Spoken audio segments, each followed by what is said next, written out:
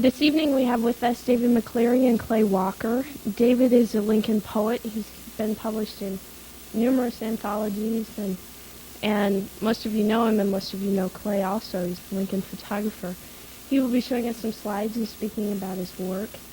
And as I understand it, the format for this evening will be Clay will speak and show us the slides, and we'll take a small break so that we can set up for David's reading.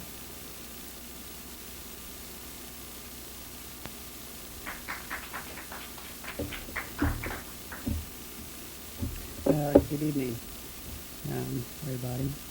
I'm Clay Walker, and I like to show you some slides of my photography. I want to explain my work to you. In my photographs, I focus on areas of architecture, plants, shadows, and I want to accomplish a serene sensation of texture, of subject matter, dramatic space, and the use of light. In my work, I have captured the contrast of daylight and nightlife. For myself, night photography contains the emotion of loneliness, as well as calm, mystery, and of the unknown.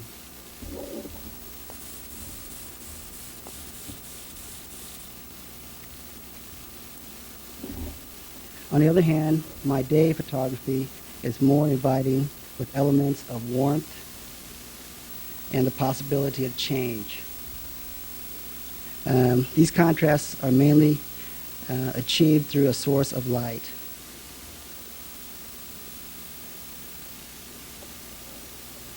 That is to say,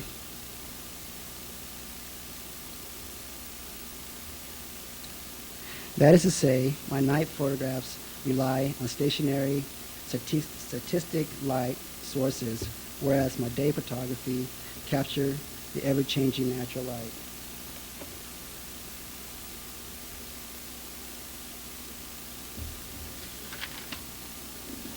I believe my work is ambiguous, in that each and every viewer can come to his or her own conclusion of a specific to their own unique experience.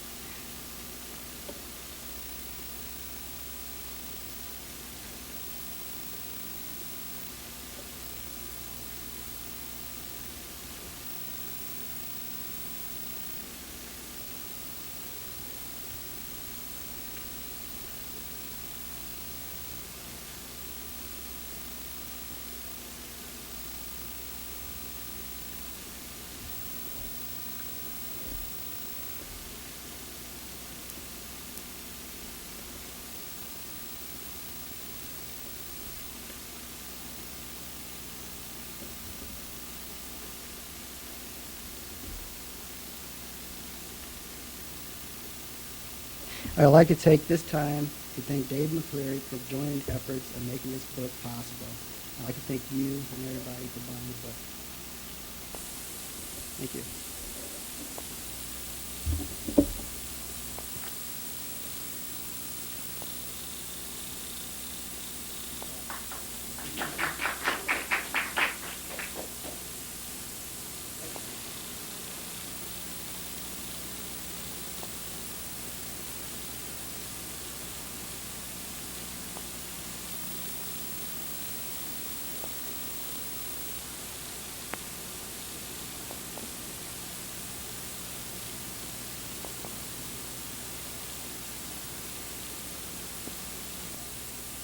We have a couple of shows.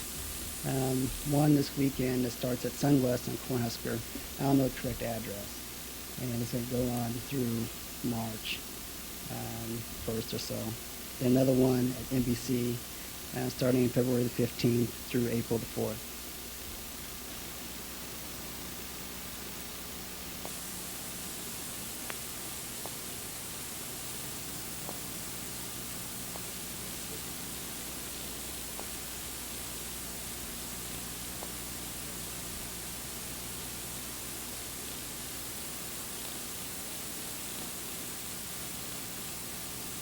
give the viewer opportunity to make a awareness of what the photograph itself comes in mind, making it a feel of loneliness, calmness, or a serene sensation.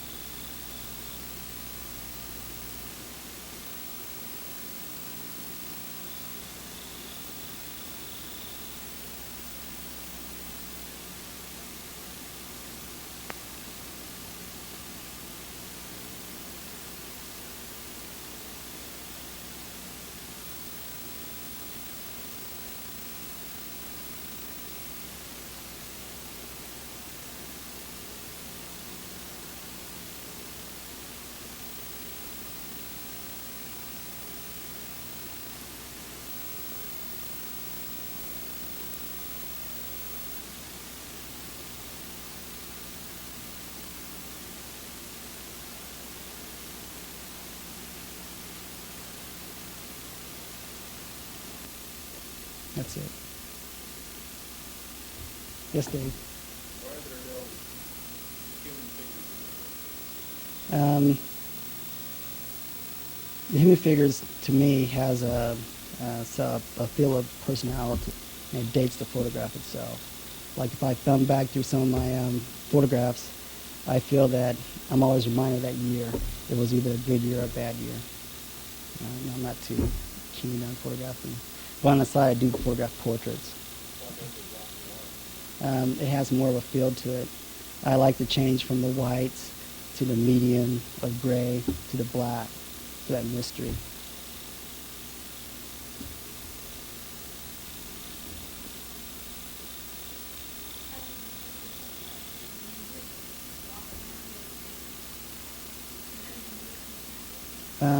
I believe it's like a mood you get into. A mood could be like a mood of music. Some of the dark ones feel like notes to me of a composer that when he hits that note, he hangs on to it for a while.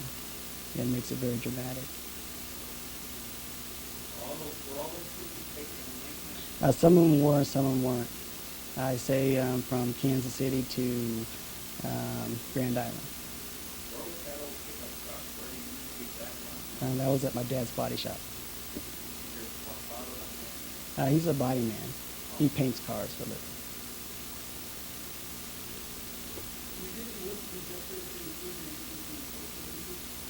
Yes, I think so. I think that region is very lively. And instead of being so harsh here in the Midwest, it's so flat here. That's like, you know when you're going to go out and shoot pictures? You feel building up, you go out. But when I find time, late at night, early in the morning, whenever there's time. I guess what drives you outside of Something to do mainly. You know, I enjoy doing it.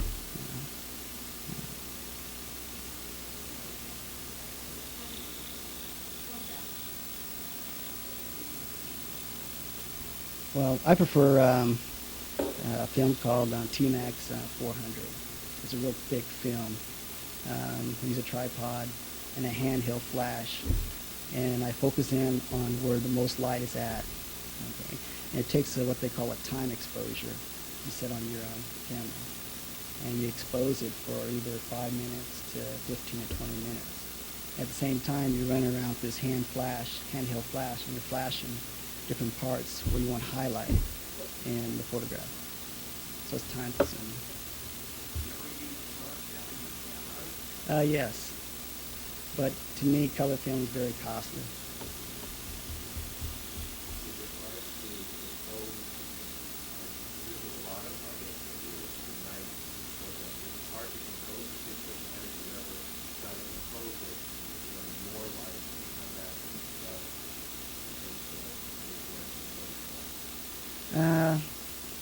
Sometimes it is. I have a problem of it being out of focus sometimes, or I might have hit the tripod, or I might have overdeveloped it. Do you see a lot in your pictures that you didn't see when you composed the shot, when you developed the picture? You look and say, I never knew that was there when you took that picture. Not really, because this is a big format camera. And you see a lot of information.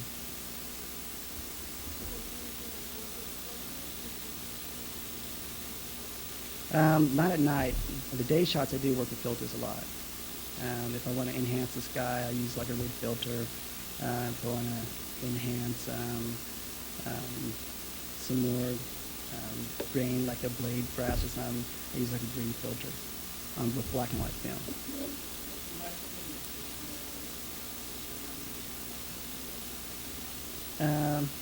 I've done some, but I didn't care for that kind of that style.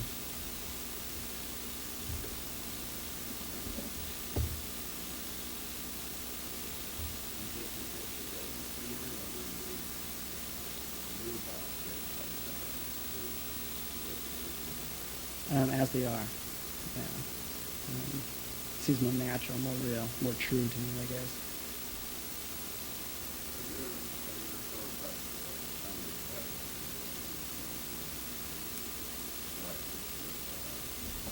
Yes, I have, but it takes time. Sometimes I get criticism sometimes I get criticism for some titles that I do put on my work, and I just leave it blank and just put a signature on it and let the viewer make their own title about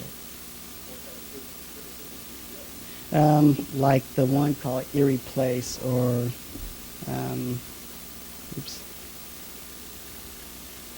this one I called IBM 111, and the criticism I got for it was so simple, and it didn't fit appropriate to what it was shot was. They wanted the shot to be something like Indigo Girls, or this was taken on 11th and G Street, right behind. It's right behind the IBM building on 11th and G Street, right in the alley of it. And there's like a architecture pyramid on the outside of it. That's like a loading dock. And they have floodlights at the base of it that shoots up, and it casts a shadow against the side of the building. It makes it look like it's etched in. Earlier you said that you like your photographs to be a little ambiguous. I really like it. Thank you. I like it to be kind of ambiguous. Do you feel that maybe if you put titles on them, it would restrict or at least limit the way people interpret the photograph? Yeah. Kind of that way it makes it better. Yeah. I get a comment from people when I show my work at the coffee shop that if I leave it without titles, they look at the photograph and they're wondering when will that light change. Like if that was taken, like I believe this shot was taken at noon, and naturally at 5 o'clock there will be no light whatsoever inside that shed.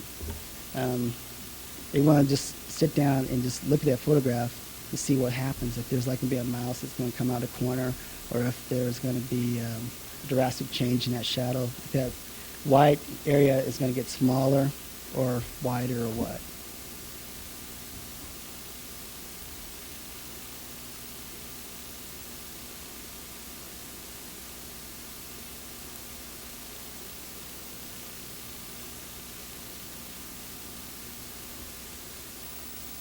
The fence. Okay, this one here is my favorite.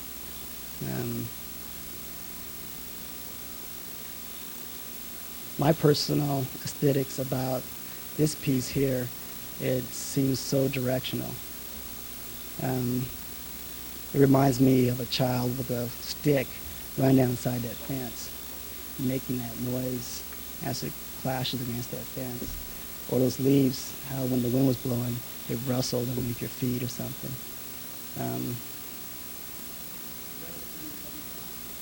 That is a spring shot, yes. Yeah. Was this picture taken near South Side? I think I saw that fence somewhere. Yes, it's taken on 20th and C Street. And it's titled 20th and C.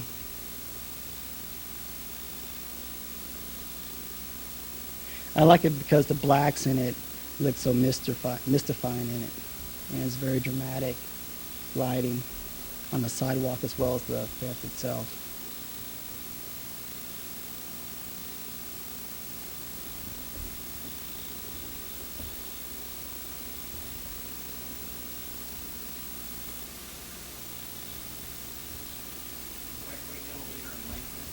Yes, it's out towards Highway 77. McDonald's is off to the right of it. Yes, sir.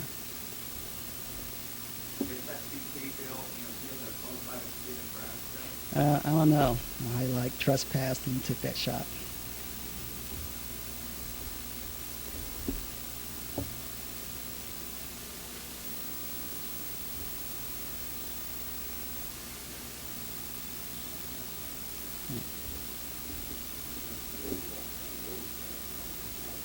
Yeah, 33rd and Sheridan Boulevard.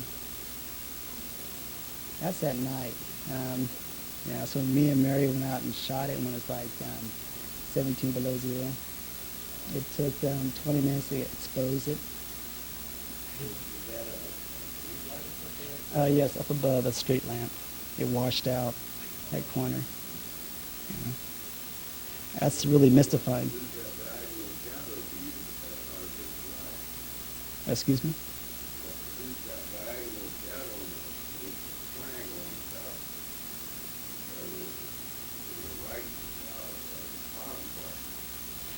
That shadow is caused by either a passing car or else is caused by the bridge itself from another street light behind it.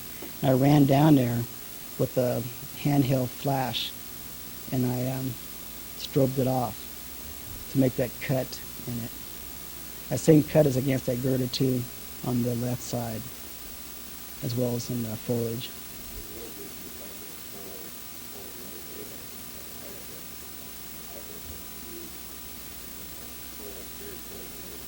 It was cold. It was cold. It was cold. That's right. No pain, no gain. Have any newspapers published any of your pictures? No, not yet.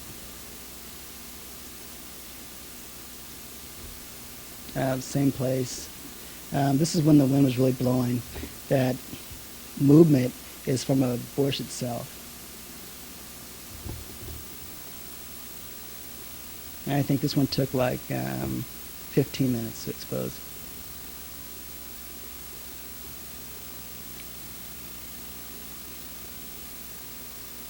It kind of reminds me of a war scene or something.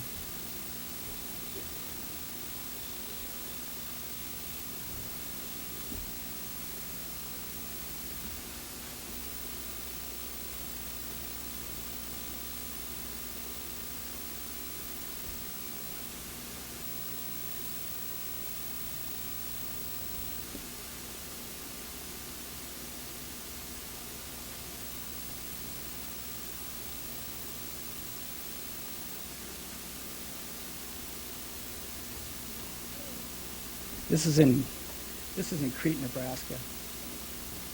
This is in an alley, and I call it SOS. There's humor behind it. Yeah, I enjoy it. I mean, I enjoy the blacks in it, the grease stain, the chicken boxes on the outside. The awning. It's like a collage of little events that happen in that frame.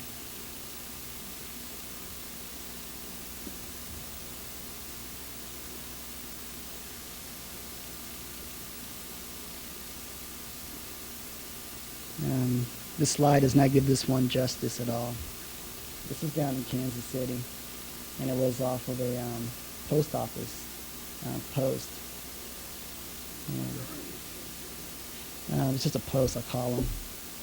And the stone that they used was like a limestone marble.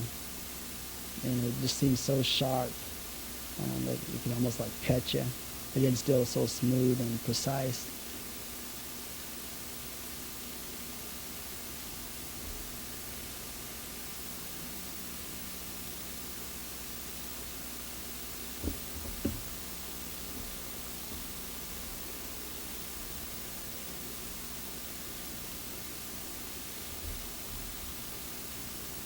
Any more questions? This is my last of my slide.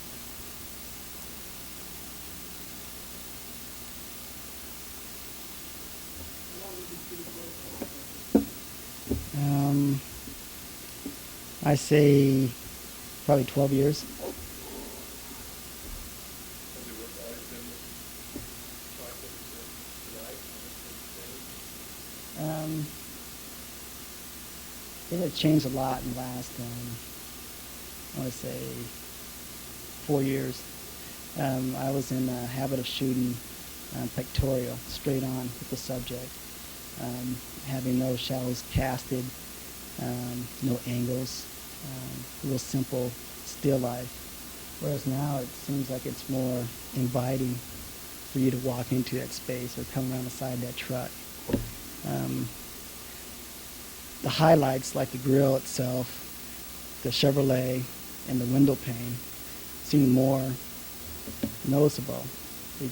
Just out of the corner of your eye, you can just capture it. Although the truck doesn't run, it seems alive to me. You can just start up right now and tip off. It's a very moving, strong photograph. Yeah.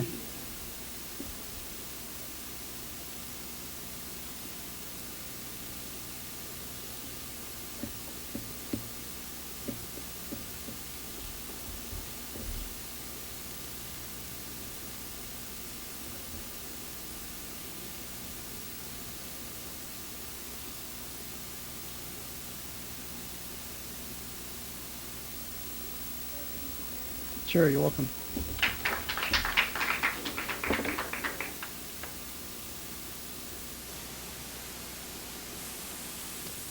It's kind of strange to be talking in this kind of setting about poetry and words for the past 10 months or so, I guess. I've been used to speaking about poetry and discussing poetry with someone in a room with a closed door and a tape recorder. So this is kind of an introverted writer's nightmare in a sense that I can see your faces.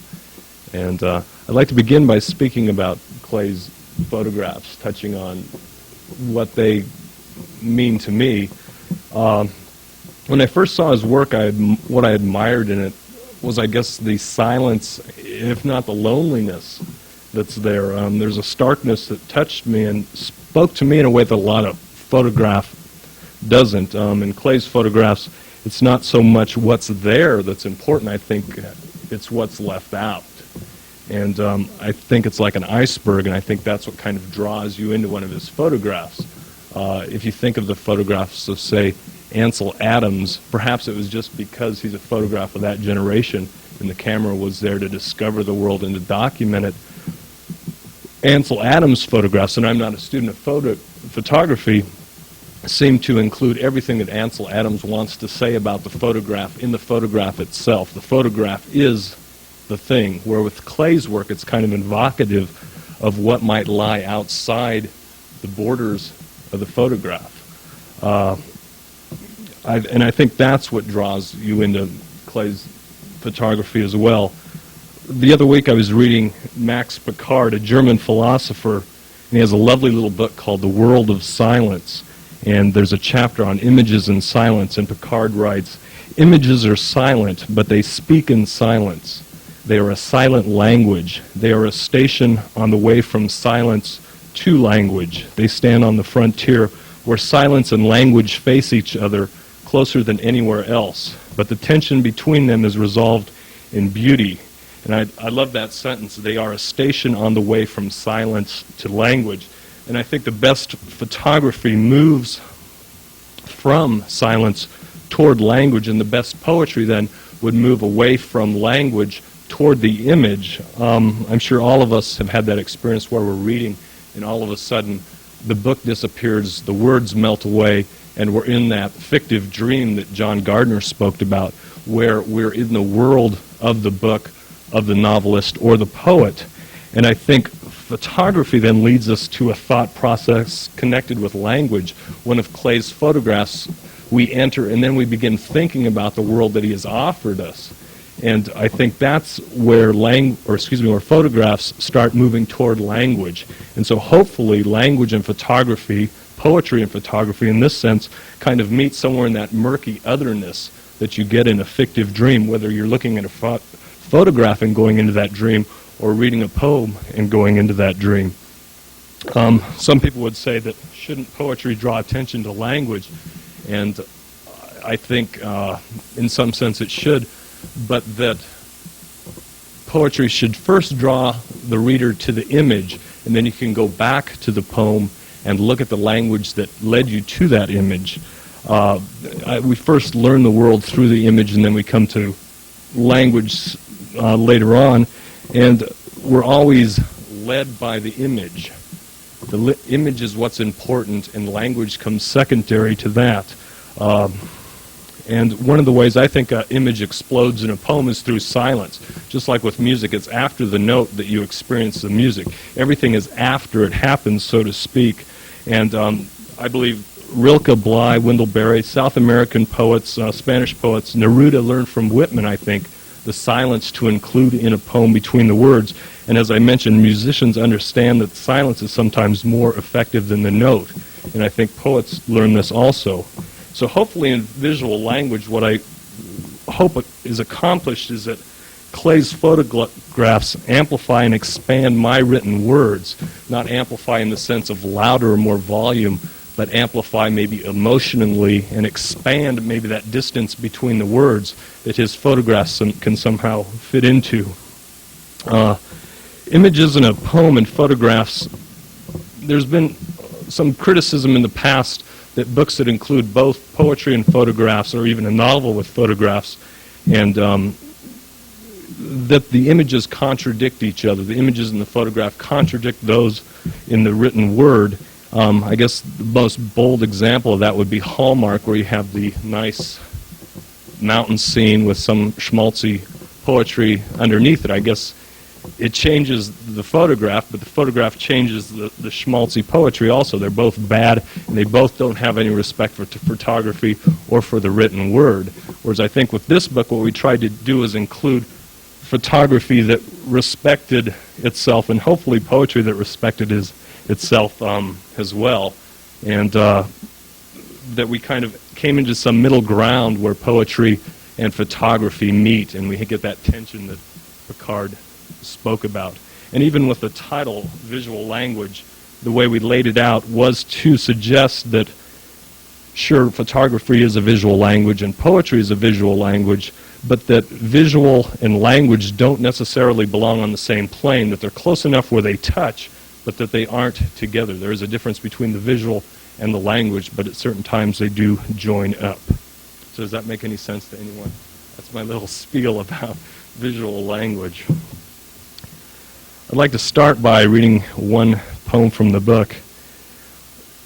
I received a phone call, I believe it was Tuesday, from a woman who's moving to New York, and she was just packing and talking to the movers about all the things she had left to pack, and she was rather discouraged, and she went out to the mailbox, and this book was the only piece of mail she received that day, and she opened it up, and she opened it up to Still Life of the Attic.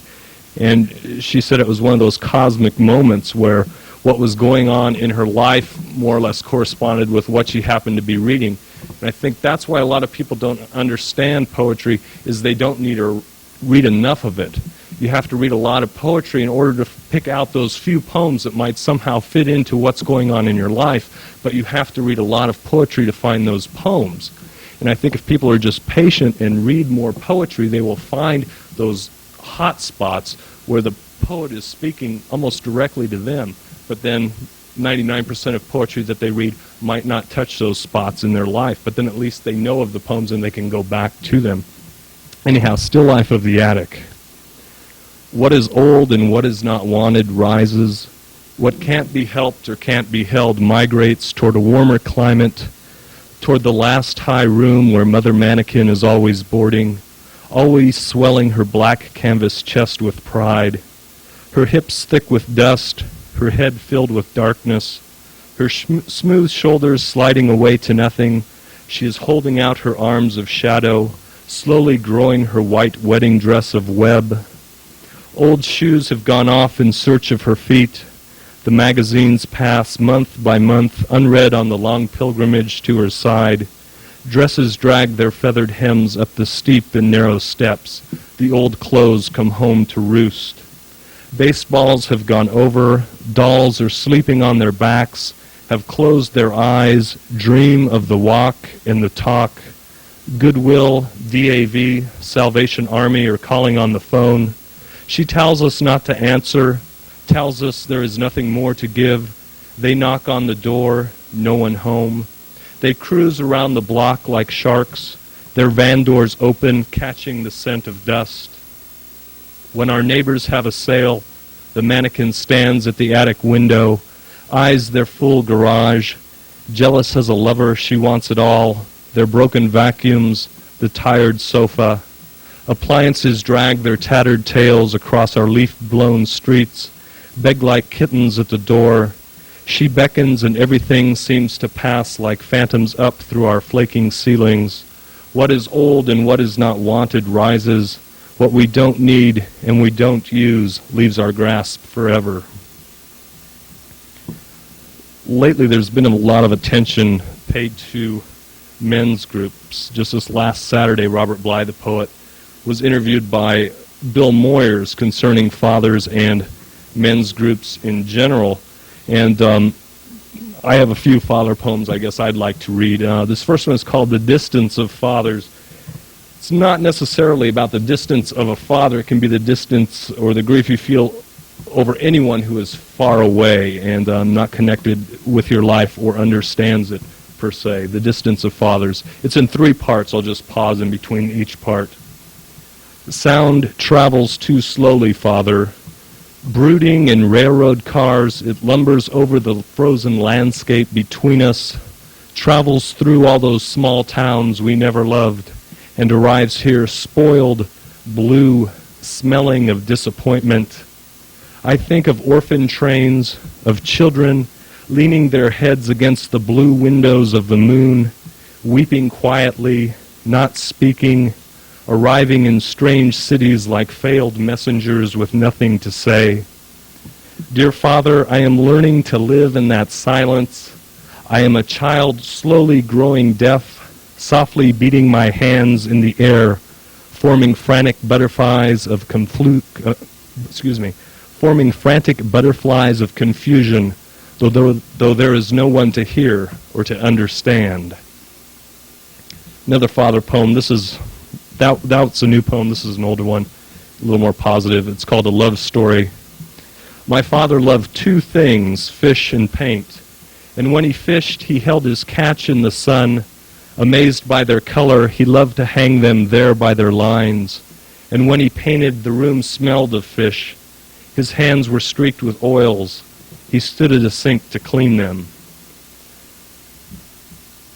And one other father poem. My father was and still is a Presbyterian minister, so I grew up in an environment where religion, I guess, really held no particular mystique for me, and or much faith for that matter. So I guess this is the first, as close to a religious poem as I've ever written. It's called Faith, the Swimmer, and the Minister's Son. My father on Sunday afternoons could perform all types of miracles within the lake. He could swim, he could dive, he could drown, then save himself. He'd disappear into water the color of oak, melt into that brown scrolled dream until he'd have to reappear, come up as if from death far from where he first had been.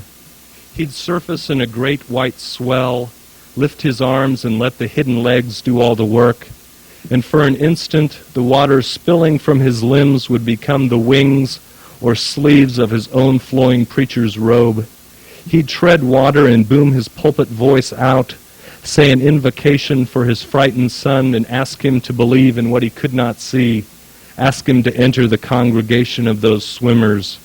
He'd speak of how easy it was to keep everything up, how it was neither easy nor difficult, that floating, only a simple giving up of a worship of what was light, buoyant.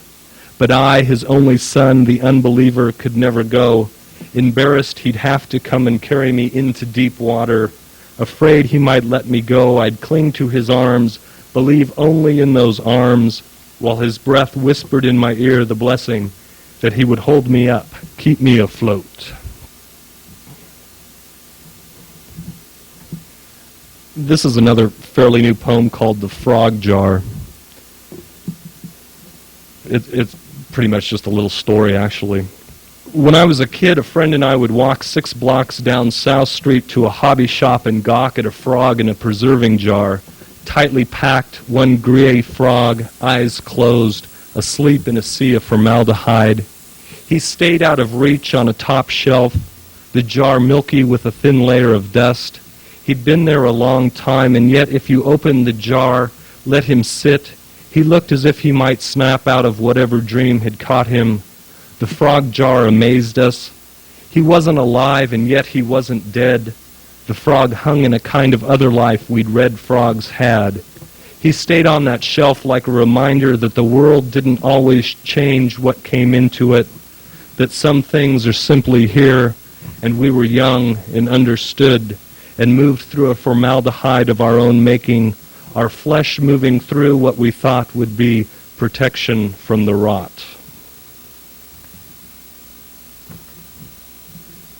The philosopher Kant speaks about intellectual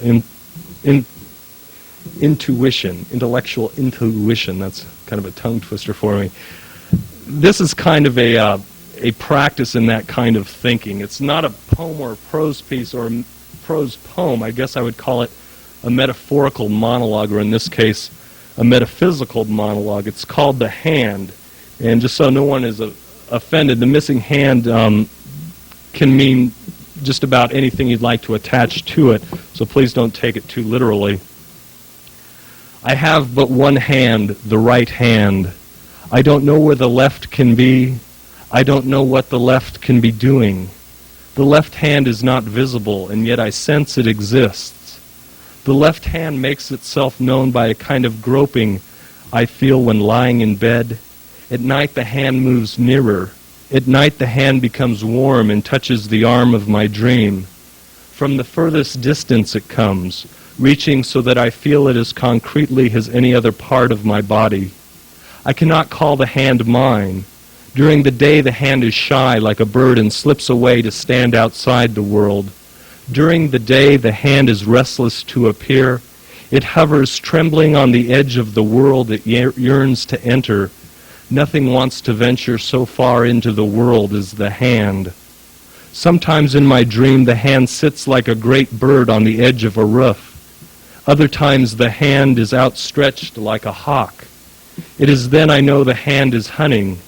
It is then I know the hand is coming to feed. When I dream, I don't know whether I gain the missing hand so much as lose the rest of my body. The hand and body meet in some strange element that is neither flesh nor dream. I used to think some stranger had the hand. I believed he kept the relic safe, waiting for the day when I would find him. I imagined he put it in his pocket on winter days or washed it with his own. I like to think he amused himself by grasping the hand and wishing it good day. I used to go up to strangers on the street and introduce myself, hoping to find the hand, but they always turned away, uncomfortable. I'd pause too long, feeling to see if their hand were mine. When you're missing a hand, you grow loneliness to replace it, a loneliness like ivy that climbs the wall of a house, loneliness that takes possession of the wall on behalf of loneliness, loneliness gripping the wall so firmly and covering so completely that the wall disappears and only loneliness is left. But now I don't care where the hand is or what the hand could be doing. Now I don't pretend to know. Now honesty is the best policy. Why, just yesterday I gave up wearing the leather prosthesis. It looked real enough, but up close people were always noticing it, always remarking on its stillness. Distance and nearness mean everything to the hand. The prosthesis was strange, it is true, but not as strange as the bear paw I used to wear. Now that was strange. It had huge yellow claws like teeth, or the hard yellowish shoots of crocus in early spring. The fur was stiff and tufted, and there were worn patches of soft leather like an old glove. So much wilderness separated us, and yet when my stub slid into the paw, I felt myself connect with that bear in some deep hidden way. I felt the gap close between my own hairless wrist and that of the bear. It was as though the bear were wandering the mountains with a human hand dangling crudely from its wrist. And when I learned that some animals chew off their paw to escape a trap, I knew that was what happened to me. I severed my left hand to get into this world. Just recently I read in Boston a woman with no arms gave birth to a child with no legs. Doesn't that seem strange? I wonder what sort of meaning can be attached to an event like that. And I'll read one more poem from the book. It was a kind of a benediction. It's called The Sailing Barn. It's interesting from the book, and I suppose Clay's found this with the photographs, that different people have different photographs that they think are their favorite, or that they know are their favorite. They don't think they're their favorite. I don't know. I suppose you could come up with some kind of personality, kind of like astrology, just by the different poems that people pick. Like Jeff here might be a hatching man, you know, and Liz might be a sailing barn woman or something, you know. But this is and Kate would be a sleepwalker, of course. This is the sailing barn. I should have known that barn was preparing to sail, should have read the signs, gathered the clues, the way she began to lean with the wind, pulling up from the foundation as if from a dock, dropping boards like gangplanks or ropes into the dust. The voices of timber, sailors calling from rafters, groaning in the night as they loaded her up, should have sent me to packing, made me jump aboard her and stow away.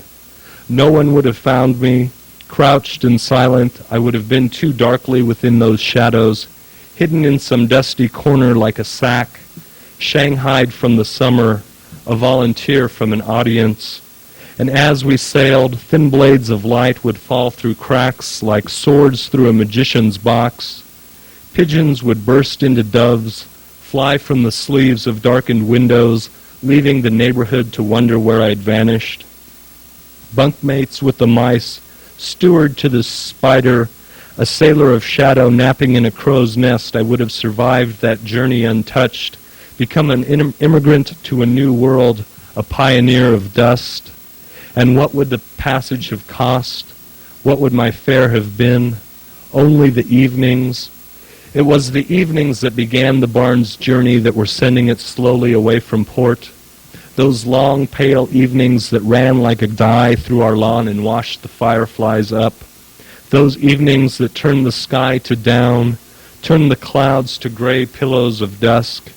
It was the evenings that left the barn wrecked beside our house in town, that turned fields to bluegrass, moon to street lamps, barn animals to tomcats who hunted yellow-eyed in the barn's empty belly.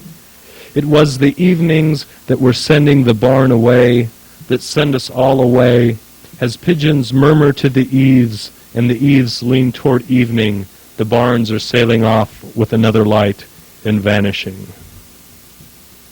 Thank you very much.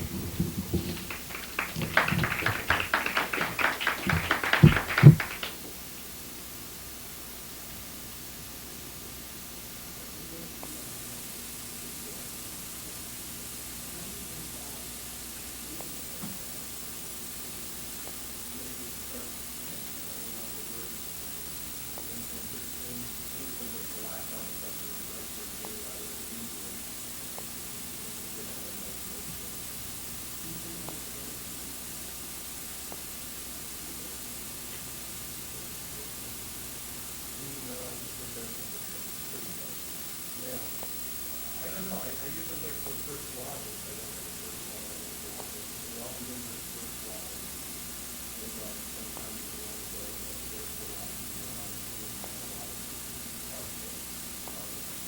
single lot. If one of those is actually moving in the home,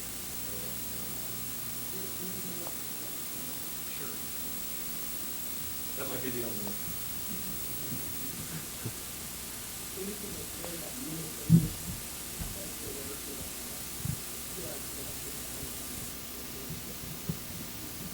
No, but if you just think of a hallway, it's like the backbone of a house, and at the dark you use your fingers to move through there, and then you just put the two together. That's what I like to do. I like to bring things together somehow in a different way, I guess. Like the guy shaking hands, the idea of a hand not being there and being with a stranger intrigues me, so I just carry on with that. If I had Clay's hand, what would I do? Well, if it was cold, I'd put it in his pocket. If I'd have to wash it, I'd have to wash, another hand with my two hands that I have. And, I could shake hands with Clay even though he's off somewhere else. Yes.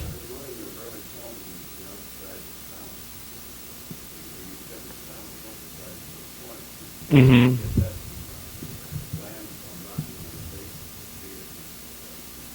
Not familiar with that.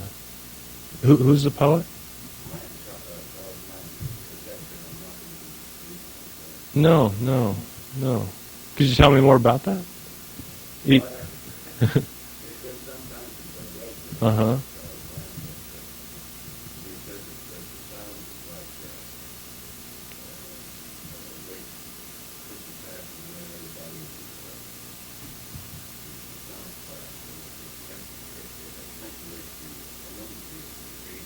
We'll have to read that, because right now I was reading that Picard book about silence. And no. I'll have to read. Yeah. Since I was 14. December 15th. No, I was doing fiction when I first started out. Science fiction. That's what I wanted to write. But I can't write science fiction or commercial fiction or any fiction for that matter. What made you realize that too? Were you tired of rejecting press? What, that I couldn't write fiction? Yeah. No, I don't send any fiction out to get rejected. I just reject it myself right as soon as I write it. So I don't need anybody to tell me. It's kind of just right there. Well, poets tend to hover on a subject rather than move on, I think.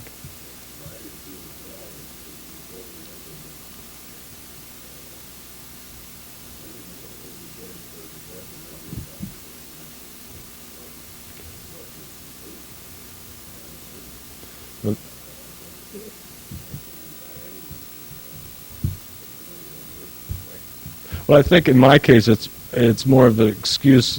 If I send it out, then I know I failed. Whereas if I keep working it over and over, it's kind of self-fulfilling prophecy, something like that. One hopes, I guess. Now, were you an English professor at one time, or no? Oh, okay. I see you at all these readings. I've never met you. Yeah. Do you write yourself? I feel like I'm asking you questions there. That's what I get for doing that Voices of the Plains program. Yeah. Sounds like you're well read though, with the Lamb, Charles Lamb. Yeah. It depends on where you want to get published. If you want to get published in New Yorker, it's very tough. If you want to get published in, say, Whole Notes, it's probably not so tough.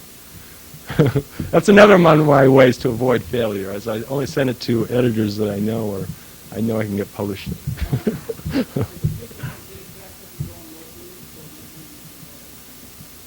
Oh, I used to think so. Now I don't believe that so much.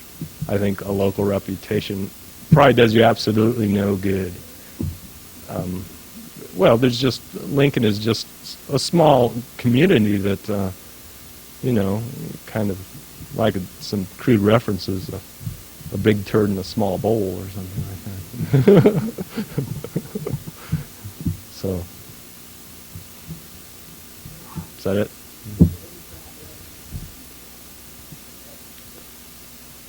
I don't know, Clay, at this point. I don't.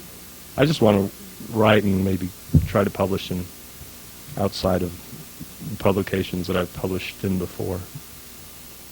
Yeah. Face the rejection.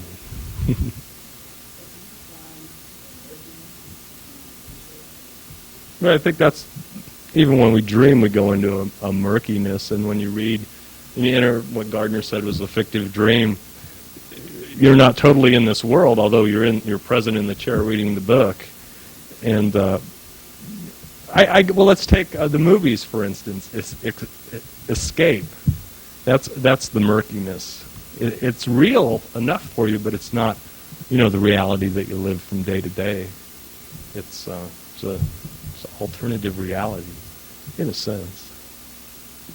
Get your boots, Clay. Yeah. Mm-hmm. Okay, well, thanks.